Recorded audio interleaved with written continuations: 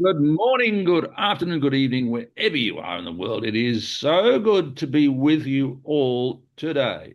It is particularly good today. This is a momentous occasion. How about that? I'm getting big with my words as we start. This is the 100th, 100th recording of our conversation. Let's talk. Let's talk. Yeah, we're talking Leadership Challenge Middle East. My name is Graham Moore. I'm Certified Master of the Leadership Challenge, and I'll give you a little bit more in that after I've named the two gentlemen who we are looking at. On my right is Fiby Francis in Dubai. Good morning, Fiby. Morning, morning, and good to be here with all of you. And on my actually on the outside is Mohammed Shukri in Bahrain. Hello and good morning to you from Bahrain, Phoebe, Graham, and everyone who's watching. So I was given a schedule for this conversation recording by my very good friend and colleague, Mohammed Shukri. And I noticed when I read this schedule of what we're going to be talking about in the time today that he has, typical of someone who writes the schedule of an event, he's put himself for the least amount of time talking. He's assigned most of it to Phoebe and I. Gosh, getting out of it. I won't let that happen. So, my name's Graham Moore, as I have said, Leadership Challenge, certified master, and I became a certified master of this program about 15 years ago. What attracted me to the Leadership Challenge? Well, the Leadership Challenge book has been around for a long time. It is in its seventh edition now, and the eighth edition will be released next year. It's got to say something really solid about a book that is reprinted all these times, particularly a book on leadership. It is the only book that I'm aware of in the world that has been printed more than two or three editions, and this is seven and coming up to eight. So that's got to say a lot of good things about the Leadership Challenge. One of the things that struck me when I first was introduced to this was that this whole concept of the Leadership Challenge is simple, but it's not simplistic. Simple. And it is underpinned by the five practices of exemplary leadership. And I'm going to ask Phoebe to give us a brief explanation of those five practices in a minute or two. It's five practices. It's not 27 principles or 48 elements or whatever that nobody understands or can remember. It's five only, and they are practices. What does practice mean? It's something that you do. It's a practice. And the other definition of the word practice is you keep doing it. You practice this all the time. You don't just say, oh, I did it 2 months ago. No, you do it daily and it becomes easy. I have been saying for so long, leadership is not hard. And when you follow the five practices of exemplary leadership, it goes so really, really well. We are at 100 episodes. We're going to be talking about those, not in detail for all of them. The objective of today is to share with you a broader view of what the Leadership Challenge is all about, why we are talking about this every week, and what our individual favourites are in all of those previous 99 episodes that we have done when we've been talking about the Leadership Challenge. Leadership Challenge is well known globally. And as I said, it is underpinned by five practices of exemplary leadership. So, Phoebe, quick overview, if you would please, of those five practices. Yeah, Graham, when Mohammed shared that questions yesterday, I was exploring a bit of a history about the Leadership Challenge and the authors and their work. And what I discovered, again, being a trained facilitator of Leadership Challenge, I really love the research project with Jim Kouzes and Barry Posner, started in the early 1980s, and with that single core question, what do you do as a leader when you are performing at your personal best? And this is a question still resonating with me, um, what a powerful question to ask. What do you do as a leader when you are performing at your personal best? And that that is an question which I have to reflect every day in my own life, how I am doing. And to the question, what led to that leadership challenge? It is basically these five practices act as that model framework through which we can be in our performing at our personal best. And the first one I just want to highlight again as we celebrate this milestone episode of 100 of our conversations on leadership. And the first one is modeling the way. And what we mean by modeling the way, the first thing coming to my mind is how can we model the behavior in our workplace setting, in our life setting. And one thing coming to my mind as an example is be the compass, is that a model which people can follow? And the practice number one, modeling the way, highlight what values we are setting to ourselves and for the people around us. Are we acting as an example of for others, so others know what is expected? And this is always you always highlight this practice and say, do what you say you will do. And that makes model the ways that powerful. And I just want to also bring in your thought process, Mohammed and Graham, at this point. How impactful that practice is. I would love to do this, but I reckon we're going to be short of time if we do this. We got to move really quickly, please, because we're running out of. We've got a limited time that we have every week. So, Fiby, roll on, please. Yeah, I'm glad. Anyway, from my side, I'm glad you said this because I picked something which I will answer to you when my time comes. Very good. That is modeling the way here with respect to the agenda. Thank you. So, second practice is inspiring a shared vision, and where are we going? And what exciting futures are we creating?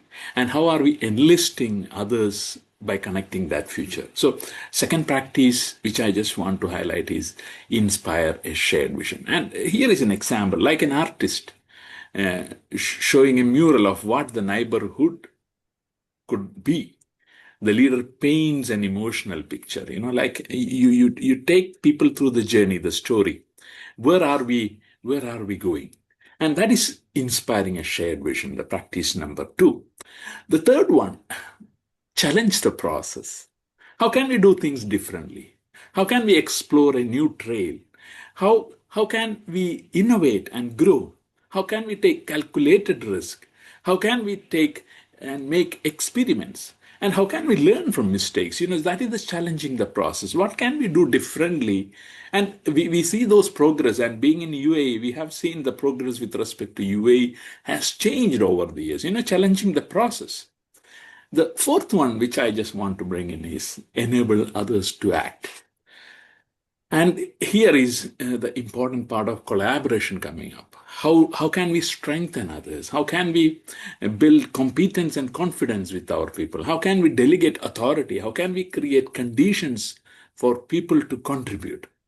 So, as a leader, what behaviors are we practicing to make and enable others to act? And I remember one of my departmental head who always followed this practice, enabling others to act. And that also connect with encouraging the person. And that is the fifth practice, encourage the heart.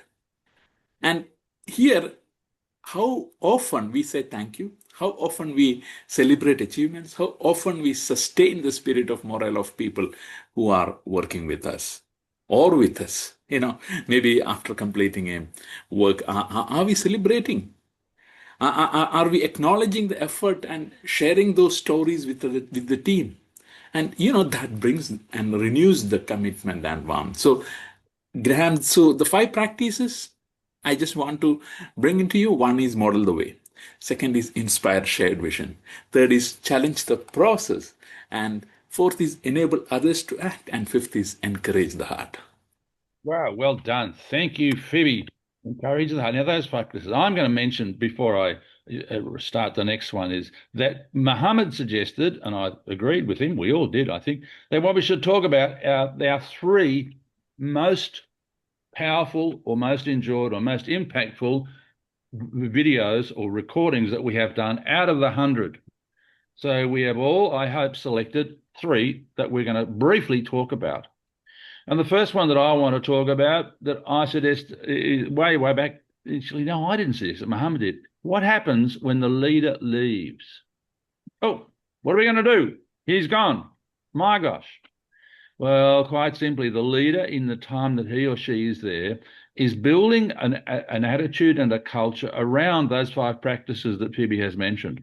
And the team all at that stage will be enjoying being led by this leader, having the relationship that they have, knowing where they're going because of the vision, and enable others to act, have been helping them to challenge each other and be the best that they can be. So when the leader leaves, there's not going to be a vacuum. In fact, the leader, whilst he's there delivering these wonderful behaviours, encouraging others to do the same thing, is going to be allowing them to easily step in. Someone can take over and be an exemplary leader as well because of the culture that he has established. The next one I want to talk about is one that I came to know a lot about because Muhammad Shukri said to me on one occasion, is the leadership challenge applicable to the workplace safety environment? And I said, of course it is. Muhammad's background, way back when he was a mere babe, well, not quite, but he has a reputation in the workplace safety area. And we talked about the leadership challenge directly in relation to safety, and it is a perfect fit. And I know that Muhammad can become a global leader in terms of global safety change using the leadership challenge as the model, right?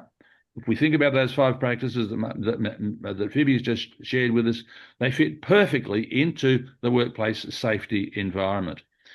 Here's a quick one. Look, talk about inspiring a shared vision. When the leader of the safety team inspires others that he wants this organisation to have safe record totally and completely, everyone will be then wanting, I hope, when he expresses it a little better than I just did then, to achieve this as well. This is from the leader. So leadership challenge applies really, really well, I believe. The third one of mine is leadership and power. When we released that one recently, it attracted more than 3 times our usual audience. Woo! People want to know about power. What are we doing with people if we're using power and we're holding them back? No, we're not. The leader is going to encourage people to be better under the 4th practice of enable others to act. We say the leader should give his power away. What? Yes, give it to others. Let them have this power. And so what I call this is positive power. So that was the one that had leadership and power. Got a lot of people interested in this in terms of the leadership challenge. So that's my 3 most impactful, I hope anyway, conversations that we have had, or podcasts as they now are. So Muhammad Shukri, I would like you to share your 3, please. You've been quiet. Come on. Thank you. Yeah, thank you both. It's funny that I'm the 3rd one, and I'm going to speak about the top 3 aspects, which actually I learned from us, all of you guys. But I'm going to mention one that Phoebe has underscored a lot, one that you always remind us, Graham. But after I mention my favorite, and that is conversations. I noticed that in all our episodes and all our dealings with the leadership challenge, and whether we coach people, we train people, it always boils down to daily conversations. When I was summoned to help a company with a 360 survey that they have gone through, major one through their leadership and company-wide, they wanted a workshop on leadership that tackles one of the, points that they wanted to improve according to that survey. And that point was trust. So, and when I did deep digging and interviews before, this thing always came up. Trust and respect. Whether they wanted to highlight how it worked or when it didn't work, they were always giving me examples of, you know what my boss told me? You know what I told him? It's always conversations. Anyone who wants to bring an example of how trust worked or didn't, they always brought conversations. Because you see, gentlemen and ladies who are watching also, that at the end of the day, you have to have that conversation with your colleague, with your coworker. Whether you want to show how much you challenge the process with your team, whether you want to encourage the heart, you check all the 5 practices. There has to be conversations. There has to be a dialogue. There has to be speaking. And I'm not talking about deep, long conversations, formal, seasonal. I'm talking about daily, repetitive bites of conversation. Even when I talk to leaders who want to improve their relationship, there I said it, the key word, because we always learn and are reminded by Graham, our mentor, that leadership is a relationship, and that also comes from the leadership challenge authors. It is a relationship, and is there a relationship without conversations, without talking, without speaking? So, although speaking, communicating, conversing, dialogues are not one standalone practice in leadership, but they are the means. It's where the rubber hits the road. It's the friction point where your leadership shows. So leaders must give attention to how they communicate, and they must communicate more often and not seasonal wise, or when the formal meeting of evaluation, or when there is a trouble that forces them to communicate. Communication must be normal between you, and it's the only means you have as a leader to convey trust, honesty, all the things, the qualities we learned in the leadership challenge. And that's why, for me, the top 3 are really trust, which Fiby always reminds us of trust, and I thank him for that. And number 2 is relationship. Leadership is a relationship. And number 3, of course, it's conversations. I will end, before I end, with a quote. If we check also our LPI leadership practices inventory, the 30 questions, the 360 degrees, assessment. If you look at the questions, anyone who will answer how good your leadership is, he or she is referring to the last conversation that he or she had with you as a leader, right? So based on you communicating, they are assessing you, how good you are in, modeling the way, inspiring shared vision. It all boils down to that conversation they had or they didn't have with you. And that's why, let me end with a quote. I think it's by James Hume, which says, every time you speak, you are auditioning for leadership. Back to you. Hey, well done. Phoebe, your top 3, please, as we move this along. It was nice listening to the way in which Mohammed shared that, and the trust part. And one thing which comes to my mind as one of the episode is the episode in which I think it is episode 71, where we had the leadership and assumptions, and how in a workplace context, in a family context, we live in assumptions and we don't check in on the assumption. So that episode, we had the conversation, how can we model the way by testing the assumptions, and how can we name the assumptions which we hold? What are we assuming here?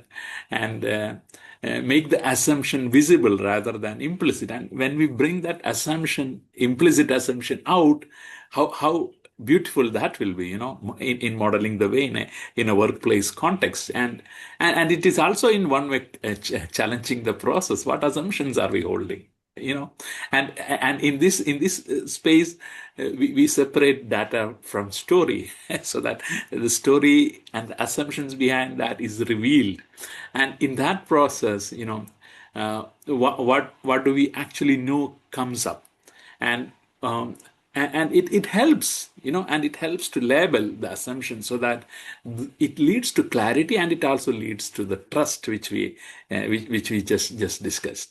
And in that way, when we have, for example, we had a workshop the other day, and in that workshop we were asking the questions, what are the thorn areas? And in a safe space, we helped the people to reveal that. What are the thorn areas? And it was actually enabling them to act. It enabled others to act in that process. So in that process, we actually invited the voices and bring in the thought process which were hidden within. And these hidden assumptions surfaced actually was revealing for the organization and the people working there. And that was an act of what we call also encouraging the people. It was also connecting to the fifth practice, encouraging the process where people felt, okay, my voice is being heard, my assumption is being brought out, and that helped us to move forward in a way in which it encouraged the heart. And so that is one. And one more episode which I really love is that on leadership and self-awareness. And as we all discuss, how are we creating self-awareness for us? And that self-awareness actually shows us, are we modeling the way? Are we challenging the process? Are we inspiring a shared vision? Like in a reality TV today, I was watching the football match where cameras are around. And imagine that self-awareness is like, you can see how you are acting, and you can also see what is in your mind, which is not not seen to others in that process. And that self-awareness for a leader will be revealing and helpful to bring meaningful and positive change. And one third episode is about leadership and humility. Quite often there is some assumptions. Again, I just want to say assumptions because people think that leadership is about power, title, etc. But I want to disagree there and say that leadership is, if you have these 5 practices practiced on a regular basis, modeling the way, challenging the process, inspiring a shared vision, and enabling others to act and encouraging the heart. Are we doing that? But sometimes people consider power, position, hierarchy, and it is my world, my kingdom. That process is, yes, you are in a powerful position, that's all, but that is not leadership. So humility in leadership is critical. So these are 3 episodes which I like to share with the audience. Oh, very good. Thank you. 100. Can you believe this? 100. Just briefly, and as part of my wanting you people to know more about us, I should have said that 12, I think, years ago was the first time I met Muhammad Shukri, and that was when he came onto a facilitator training program in Bahrain. That was when we first met. And I still have the note that he wrote to me thanking me, and the note that he wrote was based on the 5 practices, which was fantastic. I've still got it. That's what happens when we encourage the heart to with the people we're leading, and we give them a handwritten note. They hang on to those notes. That's a little addition for people who aren't aware of that. Keep doing it. So the Leadership Challenge, we are here to help you if you are wanting to develop your leadership skills. We offer facilitation for workshops. If the right numbers are there, I can train facilitators to deliver this program. We also offer coaching with the Leadership Challenge as the core of that. And related to that very much is what Muhammad had already touched on, which is the Leadership Practices Inventory, which is an online 360, which we are able to help you with as well. That is all very well researched. It's thoroughly researched, as with the Leadership Challenge. It's been 40 years of ongoing research. So that's our 100th episode, and I want to encourage you to be with us for the next 100 episodes as we share the importance of leadership and how you can be a better leader and the people around you can be better performers. Your leadership will improve engagement. Your leadership will get great results for you and for the organization. How do you contact us? Oh, that's quite easy. Send a smoke signal. No, not at all. So you can probably the best way if you're on LinkedIn. Smoke signals don't get trouble. That isn't. Yeah, on LinkedIn is to send us a message on LinkedIn. That's probably the best way. Otherwise, Mohammed is very well known in the Middle East, as is Fiby, but particularly Mohammed. He's so busy that we had to particularly plan this day for us today, this 100, and we managed to get him. Actually, he offered to write the schedule of at the time we've been talking. Thank you very much. I'm going to wrap it up. We have passed our scheduled time. Mohammed, thank you very much for being with us and for your valuable contribution. Mohammed, shukriya. I'm passing on now to Fiby and saying thank you for your contribution. It is always a pleasure to work with you, gentlemen. And we will be back together next week with, oh my gosh, episode 101. How about that? Thank you very much. A brief goodbye to our wonderful audience. Thank you very much. And please feel free to subscribe, connect with us, and always share your comments and thoughts and burning questions. So we are happy to have those to the conversation and hopefully help you in that process. Mohammed. Thank you, everyone. Thank you, everyone. And whether you contact us or don't, please take that book, The Leadership Challenge. I promise you that although I have gone through so many books and I admire all of them, especially the genuine ones, but you gotta see, and for once, pick that book and see how much for 40 years and 30 plus million people, how until today, in the past, started from in the past century until this century, it is always working every time. I wish you all the best. Thank you very much. Well said, both of you. I'm now going to press stop recording, and I wish everybody a wonderful day ahead.